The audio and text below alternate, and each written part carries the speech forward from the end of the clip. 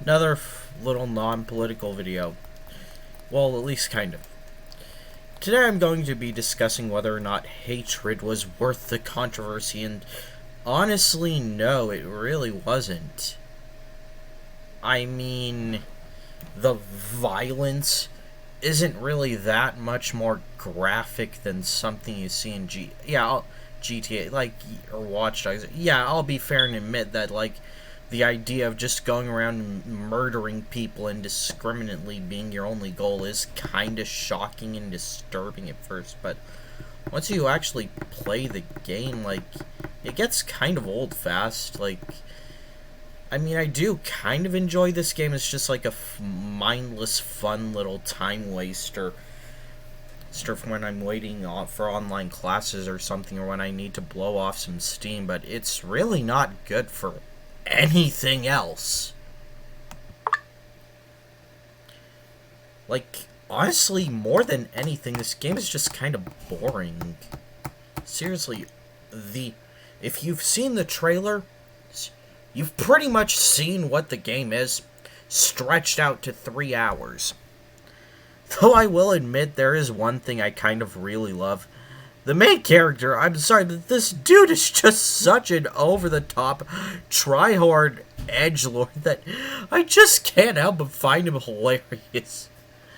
Like that, but just how stupid this guy is. I mean, he literally decides he's going to do his one-man army thing at a police station. You know, full of people who are trained and have extensive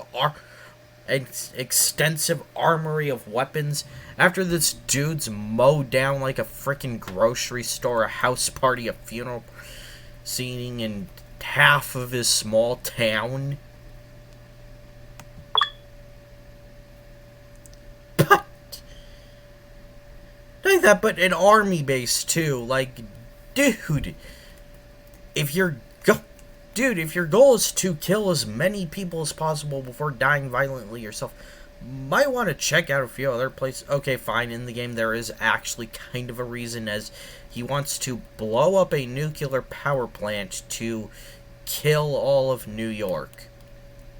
I'm not making that up.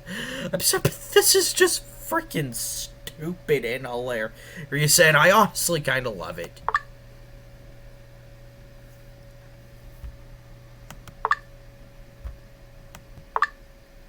Another thing is that this game lags like fucking hell, at least on my computer. I've already heard, unless you have a super high-end, top quality gaming PC, this game runs like shit. Which, in a game where shooting and running is your entire goal, and being able to line up shots and take out people is paramount, is a fucking killer. That kind of kills most of the fun the game could have. And another is that it's also kind of hard to actually get away from cops, who are the only enemy in this game who actually can damage you, and your main character really can't take that many shots before dying, which, is really stupid in my opinion. Make his health bar longer, or give us ways to upgrade our health. Another thing is the executions. I'll admit they are kind of shocking and kind of fun in a messed up way at first, but after you've seen them all, they just kind of get boring and repetitive. There really should have been another way to heal besides executions, and I can't believe I'm about to say this. This game wasn't edgy enough. Yeah, you're going around shooting people, but that's the thing. It's just shooting adults, which is something we've all done for years in games like GTA and Watch Dogs and all those other games.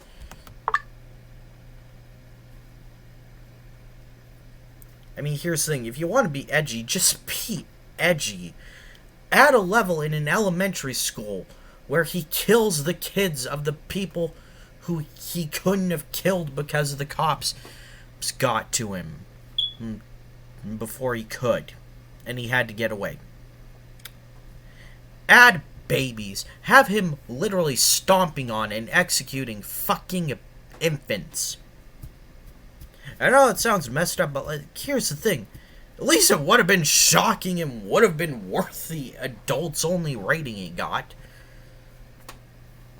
This game really should have just been rated M, but, like, controversy wins. Another thing is that the people who made this game seem like kind of the worst types of gamers. You know, the types who will get all offended at games not wanting to be super edgy and offend everybody for no fucking reason. The kinds who get offended at games being able to be art. Which, look, here's the thing. Why is that a bad thing? If you don't want to play artsy games, just don't play artsy games. Doom, Code Vein, well, not Code Vein, because it actually does have some deeper stuff in it.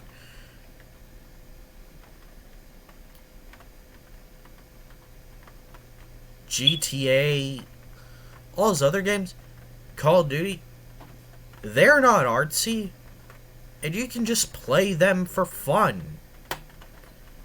Here's the thing.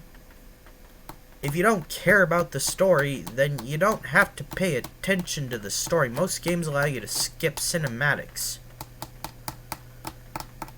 So, this game's entire mission statement is just, where? Why can't we be edgy anymore? Where? Which, like, you can. People just aren't going to respond well to it. Here's the thing. Had this game actually been more well-designed and, you know, not just marketed itself off controversy, I actually think it would have been a fairly decent twin-stick shooter. Yeah, the whole you're playing a mass murderer and shooting up your entire town thing is kind of, you know, grim and would definitely get some flack, but again, they're pretty much already games where you can do that, like GTA, so again, this isn't really that big a deal. Plus, it's not like this is going to inspire a kid to go and shoot up his school or something. Yeah, it might be a bit insensitive, but again, it's not really based off any real mass shootings. Honestly, Postal did this thing way better, because in Postal, the main character was basically a paranoid schizophrenic who had a mental breakdown after he was evicted from his house and believed that everybody was out to get him. So again, from his point of view, he was just defending himself.